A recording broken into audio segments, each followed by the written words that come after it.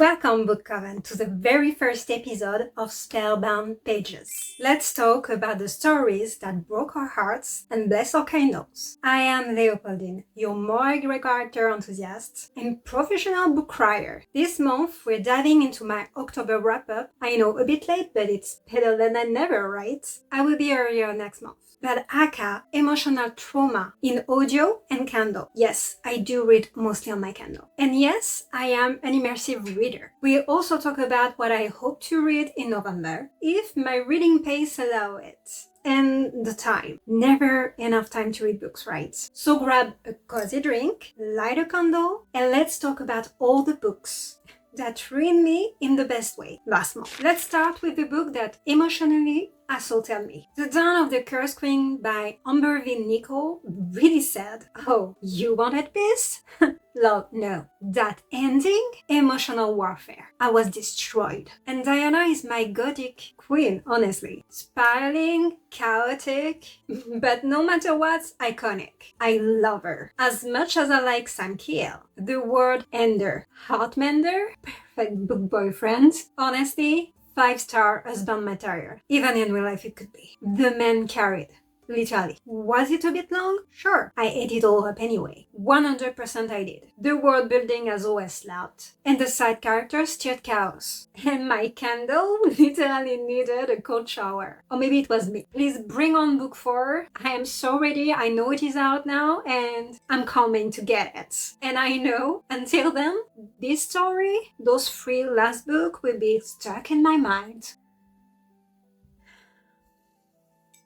This, finally, of the series hurt in that beautiful, pressed on the bruise kind of way. I know it was needed, but why? My heart, a little shattered. My soul, gone. And the found family vibe of it were absolutely immaculate. The heartbreak, it was aggressively efficient. I would have prefer like something else, but again, I know it was needed for the story. Clearly, the ending wasn't what I wanted, but I know it was what the story needed. Painful, fitting, and unforgettable, like all the characters. So do yourself a favor, if you didn't read that series yet, go dive in. But be aware, unit issues. And honestly, my Cortland, man, I am not okay. And I really suspect you planned it that way. If dark fantasy and slow burn had a baby, and when I say slow burn, I say painfully, frustratingly slow burn, the one we like, it will definitely be Anathema. I regret nothing. And it will be like a moody child that only speaks in metaphors. But God, beautiful, poetic, amazing metaphors. Period. It is a fantasy first. World building, plot,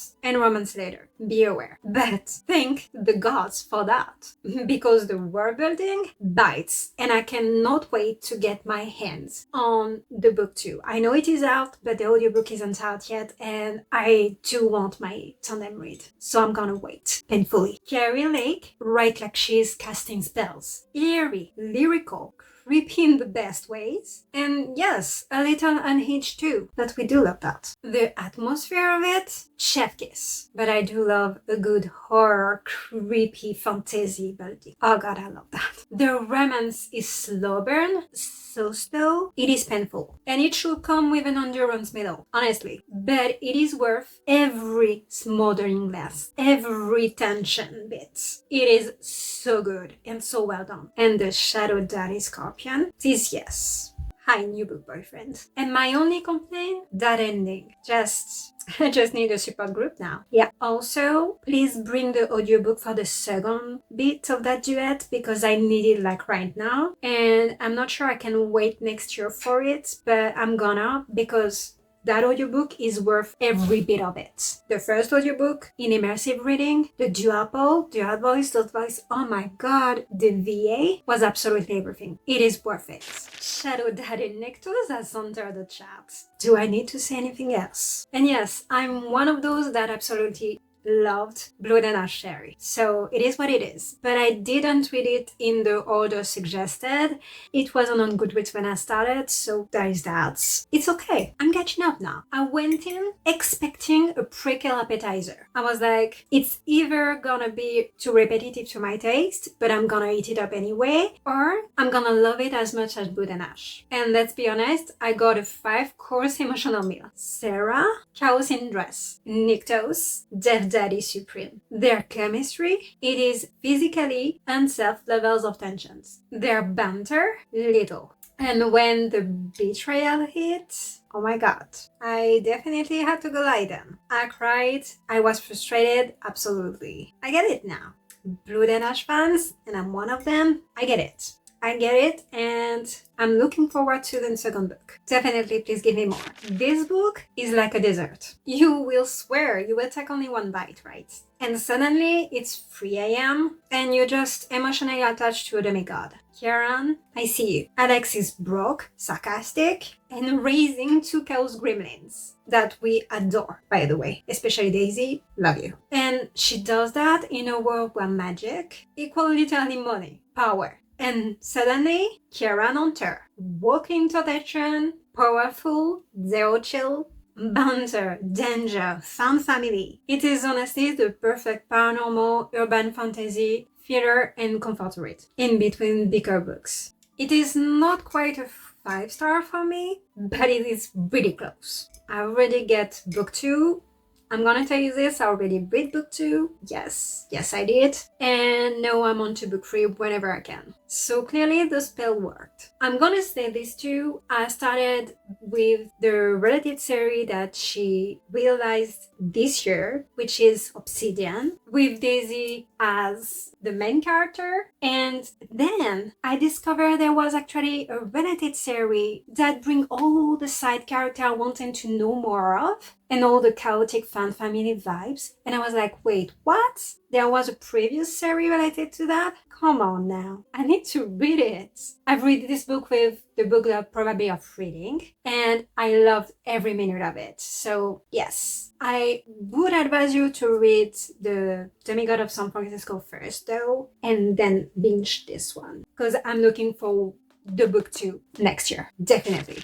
Who gave Alexi Almera the authorization to hurt me like this? I was barely healing from book 1. And then, boom, emotional chaos. Camilla is a menace. Nico, her walking red flag we love. What red flag, honestly? What do you mean? And is walking in devotion, worship. And then who he earns is a man who earns, right? He does. 10,000 times. He calls her so many times my wife that it should be illegal. It was like a spell. But I loved it. And my heart literally short-circuited every single time. The ending went full chaos. Everything was happening at the same time. It was a bit overwhelming, but it was worth it. Honestly, at this point, I didn't even care. I was too busy laughing, swooning, and even yelling at Luther to stop interrupting. Please stop. Please shut up. Please go away. I like you, but go away. This one felt like showing up to a magical dinner party where half the guests are talking in riddles. You're smiling, nodding, and just waiting for the dessert. I really did love Emma's awkward energy overall. I still did from the previous books. And the siblings bond still hold my heart, honestly. But the plot in this one felt a bit hazy. Still, it's cozy chaos, and I'm going to continue the series. I will keep showing up for this entire universe, and if you're new, I would totally advise you to start with this one. You have all the reading order on Goodreads, because I started like this and I didn't know I was up for a 30 book series, just to be aware. So be prepared. And this series is not my favorite of them all. I still enjoy it, and it's a good palate cleanser and filler. It was one of my book club reads last month, and I really do wanted to like it. I do not read a lot of thriller, but I really do wanted to like it. Like this one. It seemed like at first a moody mystery with foggy secrets, and honestly all the right vibes for October. But the pacing dragged, and I guessed the twist way too early. There was no mystery anymore. The concept, cool. The execution of it, a bit too foggy for my taste. Still, the writing was quite strong, and maybe I'll read another book from this author later. I won't continue the series or duet for this one. It is just not my cup of tea. Maybe too much fog and not enough fury. Breaking news! I have now a crush on a single dad cowboy. That's a first. New crush unlocked. And my therapist will be definitely hearing about this. Weston Belmont, the man you are. Flirty, kind, emotionally stable, and built like a barn god. Skylar, my chaotic country queen. And together, absolute serotonin. I laughed, cried, and now I just want to move to Rosehill. Like, right now. Bring me to a cowboy state. I'm leaving France. And honestly, this book fixed something in me I didn't even know was broken. I wasn't prepared to love it that much. 5 shiny orange Skittle stars. Even 6. Emily McIntyre said, what if Romeo and Juliet had family drama and also small town chaos? And I'm always up for a Romeo and Juliet retelling, or for any retelling for that matter. Roman is done bad in the best freaking way. Juliet is soft but strong. Together, they are a little disaster, but I couldn't look away from. It's messy, emotional, and addictive. A modern tragedy, but make it hot. And that ending was definitely satisfying. And that's it for the October wraps up. Aka, my to-be-read owns me in every single way. And it's a never-ending one. Let me know which of these you have read already, or maybe you are planning to read, or if you have also cried over a Marley Gray Man recently. Alright, now let's talk about my hopeful for November, which is already half there. So I have read some of them already, but I'm going to do the wrap-up earlier next month. But it is also the month where I will pretend I'm gonna read 10 books and probably just gonna end up with 8, which is totally fine. But hey, we're totally manifesting infinite time to read, obviously, and dive in fantasy world, Marley Gray, and chaos. So let's go. So disclaimer, I am currently finishing this book.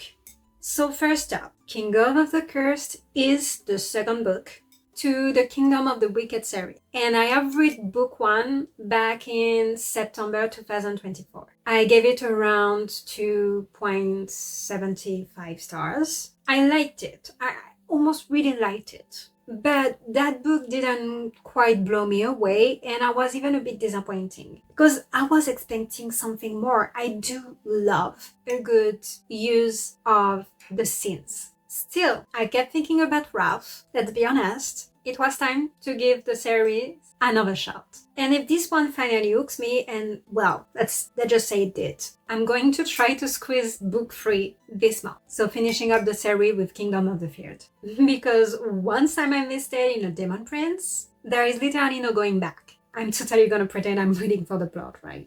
Next is My Demon Fanny Valentine by Aurora Asher. And it is technically book 1 in the Hellbent series. I did read the prequel earlier this month. My Demon Romance that you can have by subscribing to our newsletter on our website. So I did read My Demon Romance during Halloween already, and I really loved the chaotic energy of it. It was short though, and I totally thought the next book would be about Mist with that ending. But nope, it isn't. This one will follow Asmodeus. So yes, the Prince of Hell, who just wants to play jazz. Also the resume said. He seems cursed, haunted, and somehow with faults for a human violinist. Both hating, right? So yeah, basically Demon Daddy meets cozy bar romance. I'm all for it. All of the series on KU. And the prequel, I can say, was really fast-paced. So I do hope this one will be a little bit less short. But I'm pretty sure I will be definitely